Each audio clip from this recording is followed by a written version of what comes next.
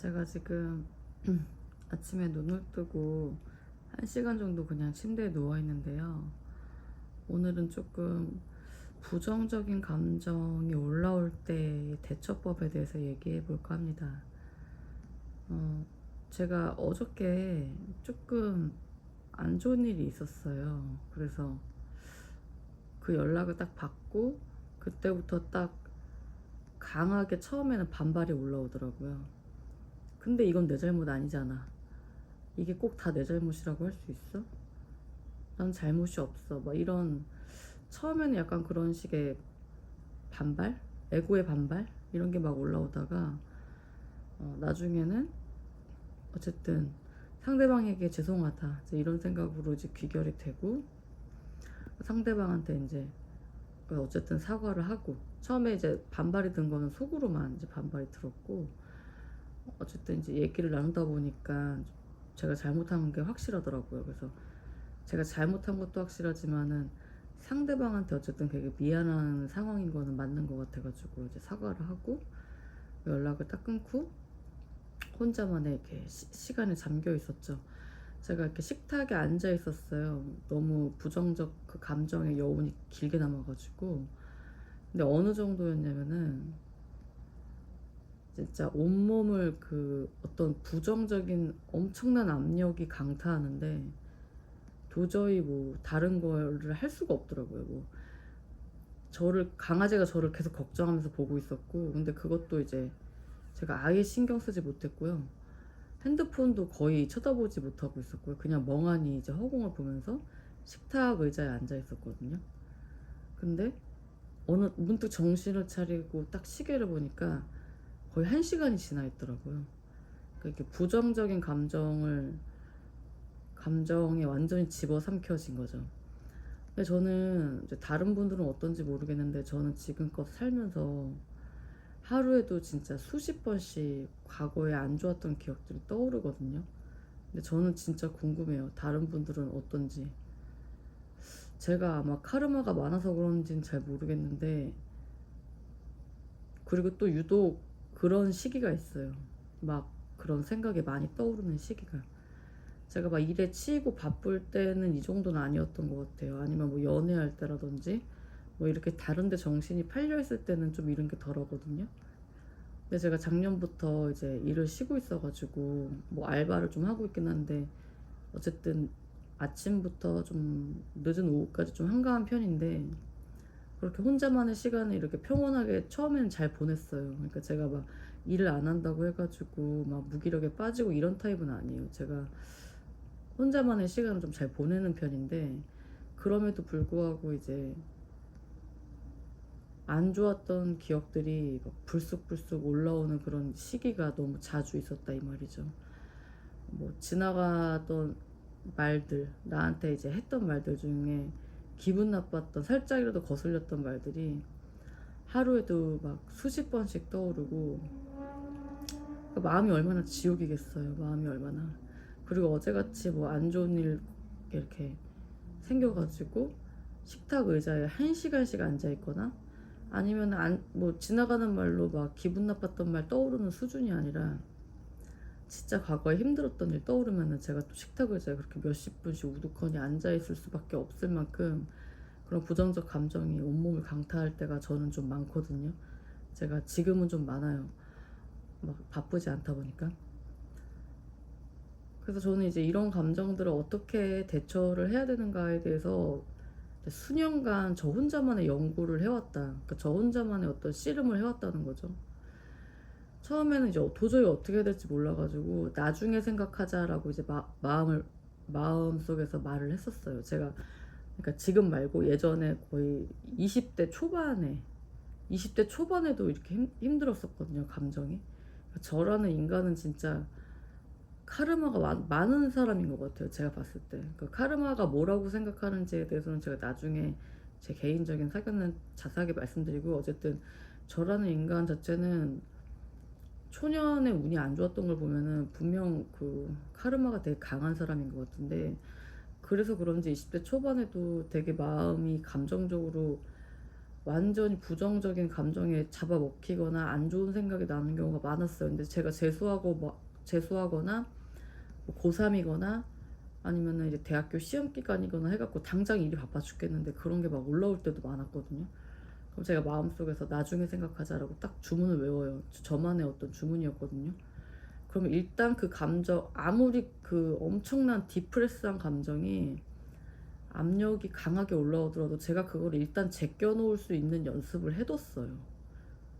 그 당시에는. 근데 그 당시에는 이제 제가 살아야 되니까 너무 바빴거든요. 먹고 산다는 것도 웃기다. 어쨌든 제 앞가림하기가 너무 바빴던 거죠. 이제 그렇게 20대를 보낸 것 같아요. 너무 바쁘게. 뭐 되는 일도 없지만 바쁘기만 했죠. 근데 그 과정에서 이제 그런 감정들이 올라오면은 당장 저는 할 일이 항상 눈앞에 산더미였기 때문에 나중에 생각하자라고 생각하고 밀어두는 게 전부였다. 그러다가 이제 제가 본격적으로 이 감정의 대처법에 대해서 연구를 시작한 것이 30대 중반쯤 됐을 때였어요. 그때가 34~5살 때쯤이었던 것 같은데 제가 그 당시 이제 상태가 어땠냐면은 여전히 일은 계속 바빴고요. 되는 것도 없고 돈도 안 모이지만 연락 바빴고 나중에 생각하자 스킬을 계속 사용해온 상태로 그냥 나이만 먹어버린 그런 상태였어요. 근데 제가 그때 제 증상이 뭐였냐면은 이 증상은 진짜 정말 궁금해요. 저 의학적으로 이거 왜 이런지 진짜 궁금한데 그때 당시 제가 해만 지면은 그러니까 깜깜해지기 전에 그 약간 푸르스름하게 이렇게 남색깔로 변할 때 있잖아요.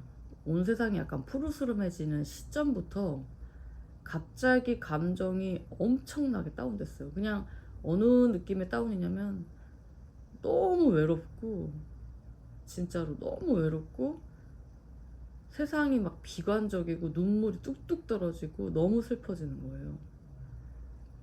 근데 이런 증상이 사실 언제부터 있었냐면은 제가 고등학교 때부터 있었어요.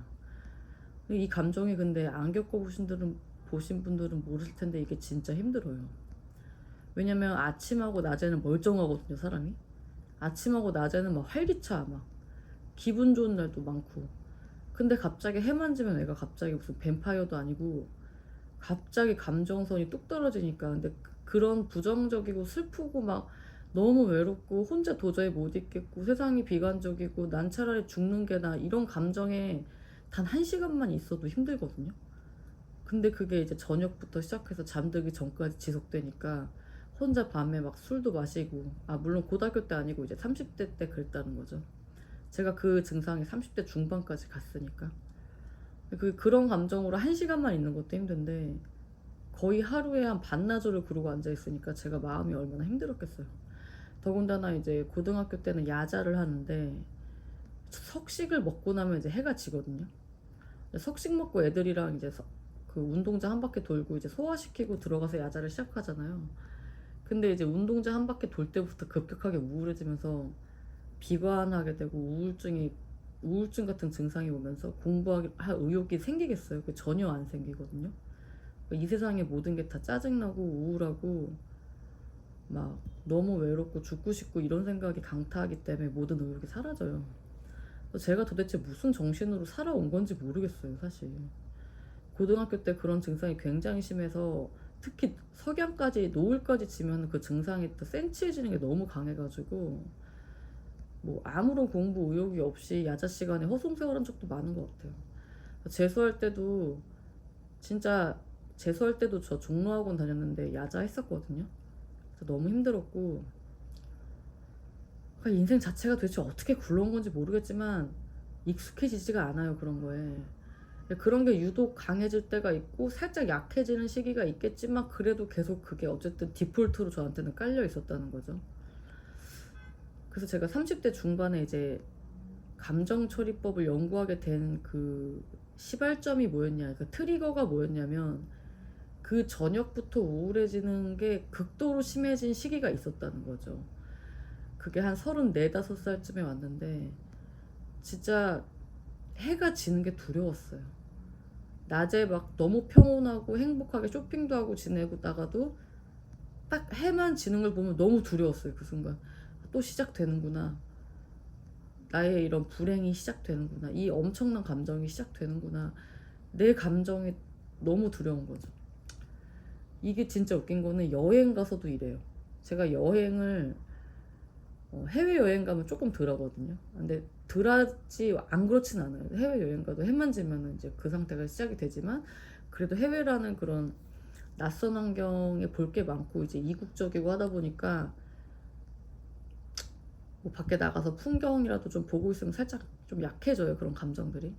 근데 국내 여행 같은 경우에는 이제 서울이랑 비슷하잖아요. 어딜 가도 조금 시골이다 싶을 뿐이지 조금 다 느낌이 비슷하기 때문에 저녁에 혼자 이렇게 호텔이나 모텔 같은 데 방 잡고 저는 혼자 여행하거든요.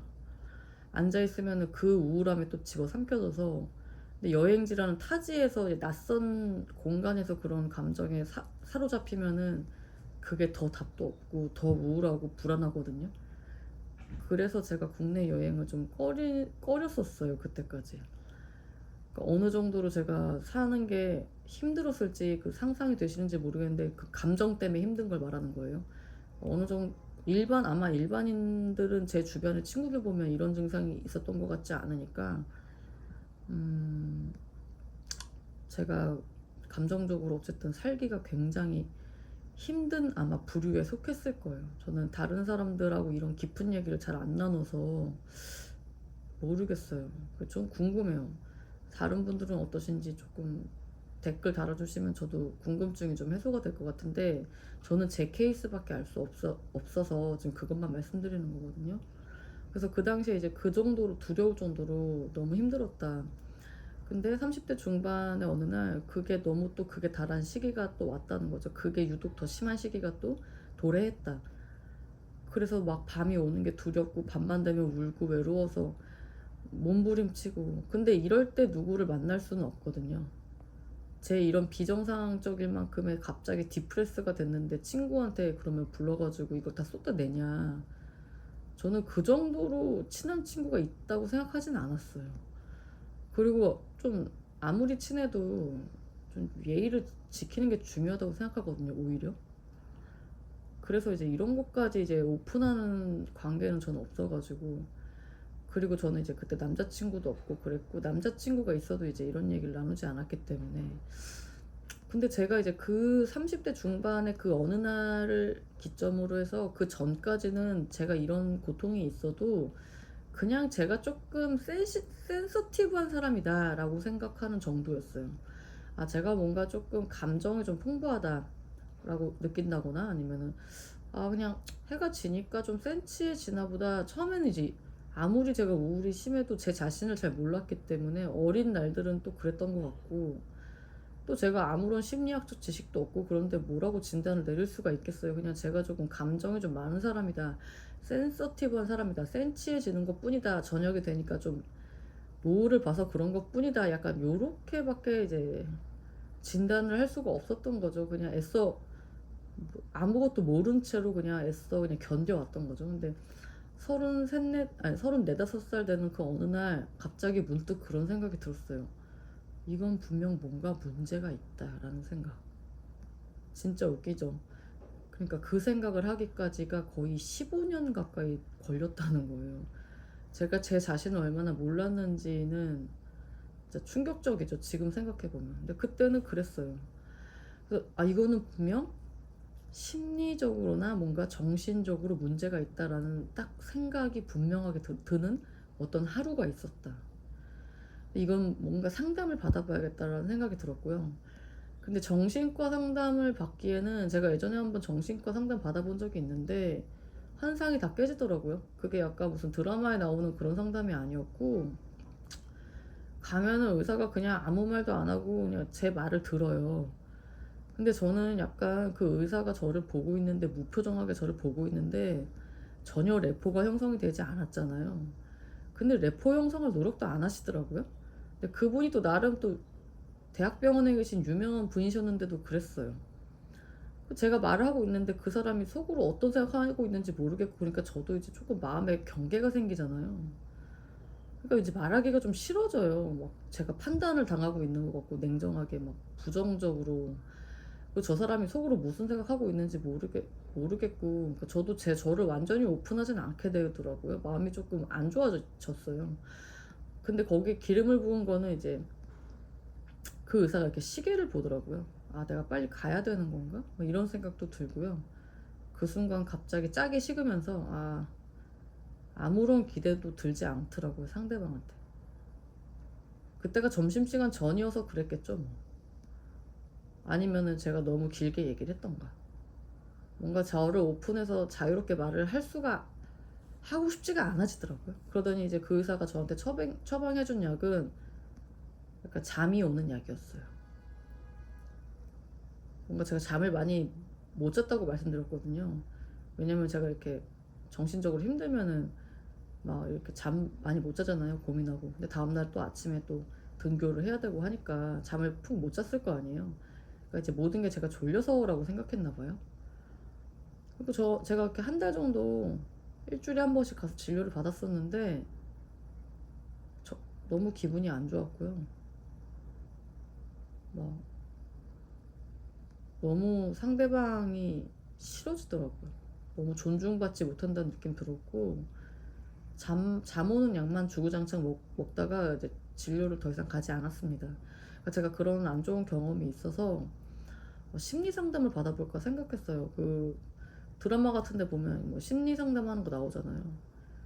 그래서 심리 상담이 그런 거라면 도움이 되지 않을까 생각했었죠. 그래서 제가 실제로 그 인터넷에 인스타인가 어디 심리 상담 그 홍보가 올라오는 걸 그 당시 제가 보고서 그 상담 이렇게 뭐라 그래야 되지? 차트 같은 거를 이렇게 미리 적어서 보내놓으면은 이제 병원 측에서 연락이 오는 그런 시스템이었거든요. 인스타 홍보니까. 그래서 이제 상담 차트에다가 제 증상 같은 걸 막 적었어요. 언제부터 그랬는지 뭐 이런 것들을 적게 돼 있었던 것 같아요. 적고 나서 바로 다음 날이 됐는데 괜찮아졌어요. 이게 지금 생각해도 진짜 미스테리거든요. 근데 그때 제가 괜찮아진 원인을 두 가지로 분석했었어요. 하나가 뭐냐면 제가 제 자신이 뭔가가 잘못됐다는 것을 스스로 인지했다는 것. 그것만으로도 괜찮아졌다는 거죠. 그러니까 뭔가를 직시했다는 거죠. 그동안 덮어주고 회피하고 피했던 것을 직시했다 라는 것에서 이미 문제가 절반 이상 날아갔기 때문에 괜찮아진 것이다. 이게 1번이고요. 제가 또 추측한 두 번째 이유는 제가 그 당시에 이제 그 문제를 직시하게 된 원인이라고 해야 되나? 그 당시에 어쨌든 제가 뭘 하고 있었냐면 밤에 그렇게까지 다운되고 우울하고 외로워지는 게 너무 힘들어서 그런 딱 순간이 오면 제가 저녁부터 이렇게 창문 밖으로 하늘을 보고 누워 있었어요. 제가 그때 이제 직시하게 된 전후 맥락이 이제 그런 시간을 계속 보내던 날들이었거든요. 근데 이렇게 하늘을 보고 있으면 보고 있으니까 제가 중학교 때 이제 할머니하고 옥상에서 같이 누워서 보던 저녁 하늘이 생각이 나더라고요. 그러면서 자연스럽게 이제 처음에는 그냥 누워서 하늘을 보고 할머니를 떠올렸던 것 뿐인데 이제 그때부터 이제 갑자기 본격적으로 중학교 때 기억이 막 엄청나게 올라오면서 그때 저라는 사람의 감정들이 바로 어제 일처럼 진짜 한 20년 전의 일을 제가 떠올리게 되고 막 그렇게 혼자 이렇게 무드등 켜놓고 제가 퇴근하고 저녁에 우울해지고 이러면 누워서 밤하늘을 보면서 몇 시간이나 그 기억에 잠기는 그런 신기한 어떤 명상도 아닌 무언가를 했다는 거죠. 근데 이제 이게 효과라고 해야 되나? 그게 뭐냐면은 단순히 이제 기억이 난다, 추억한다 이게 아니고 진짜 바로 어제 일처럼 어떤 에피소드라든지 이런 게 떠올라요. 너무 생생하게. 그럼 동시에 그때 감정이 떠오르잖아요. 그럼 제가 그때 감정을 계속 이렇게 느껴준다고 해야 되나? 그 감정 상태 계속 머무르면서 그때 시절로 제가 눈을 감고 타임슬립을 하는 것 같았다는 거죠. 제가 그런 시간을 보내고 있었어요, 혼자. 왜냐면 저녁만 되면 우울한 게 너무 힘들었기 때문에. 그렇게라도 이제 저 혼자만의 시간을 이제 보내려고 했던 거죠. 그냥 막연히 울고불고 안 좋은 생각 올라와서 분노에 막 치를 떨고 막 이런 시간이 너무 힘드니까 그냥 밤하늘이나 보자 이렇게 생각하던 게 이제 그렇게 흘러가게 되고, 근데 그렇게 중학교 때 이제 감상에 잠겨서 한참 있다가, 그리고 기억이 이제 고등학교로 올라가더라고요. 근데 고등학교로 올라가면서부터는 딱 기억하기가 싫더라고요. 너무 힘들어서, 너무 마음이 아픈 게 많아서 갑자기 딱 기억하기 싫다라고 제 안에 무언가가 커튼을 쳐버리고 딱 이렇게 회피를 해버리더라고요. 제가 그걸 딱 인지했어요.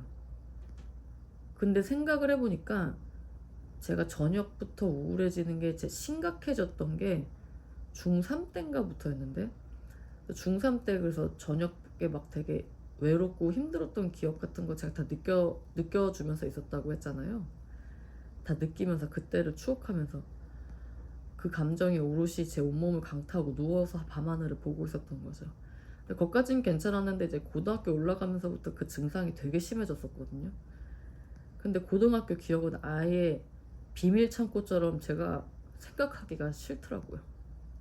지금도 약간 울컥하는데,